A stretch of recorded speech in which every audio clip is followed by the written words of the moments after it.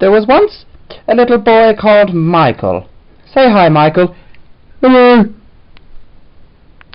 Michael had just turned 18 and was ready to make his first rite of passage as an 18-year-old. He was ready to go to Rhythm and Vines. On his 18th birthday, he declared, "I'm going to Rhythm and Vines, mother lickers. I'm new to this kind of thing. Is there anything I need to know, i.e. everything?"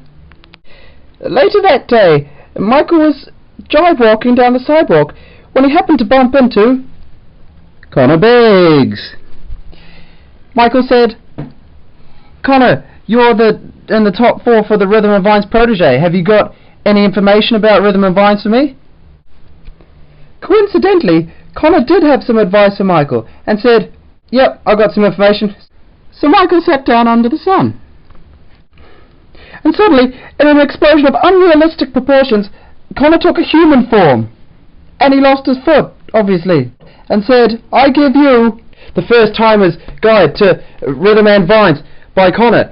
You don't have to take this advice, but you should. Oi." Rhythm and Vines. She's a temptress, alright. She'll have you doing things you've never done. Have you seen things you've never seen? Number 1. If you haven't got one of these, you're either going to die of starvation or have to drink your own piss. This is the most important little bit of plastic you are going to carry around in your little pockets at Rhythm and Vines. It's an AWOP card, and basically it's where all your money goes so that you can actually buy stuff when you step through the gates.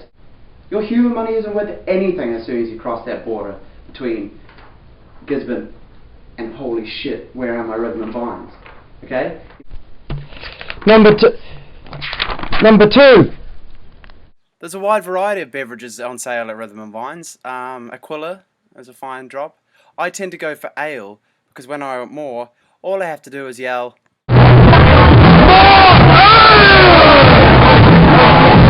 and they get brought out to you. That's not the case. I just wanted to show you that video of me yelling. Step number 3.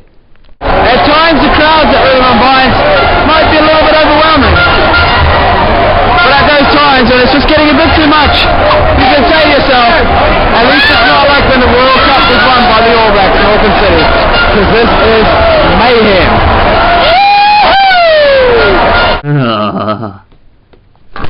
You know what that means. It's Triple F time. A few fun facts. 1. On the way home in the bus one night, this crazy chick jumped off the bus that was going around the corner, and she got sick afterwards. Maybe that's why she jumped off the bus. We never found out. 2.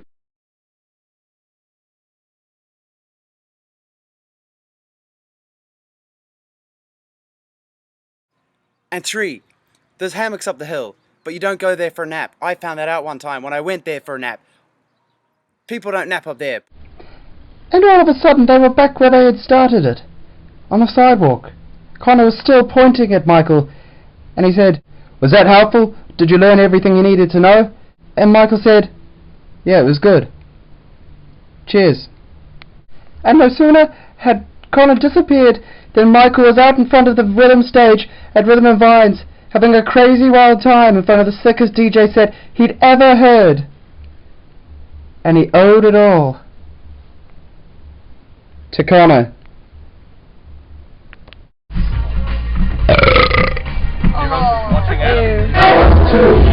Oh, Jesus Christ, if you see a toilet like this, steer clear.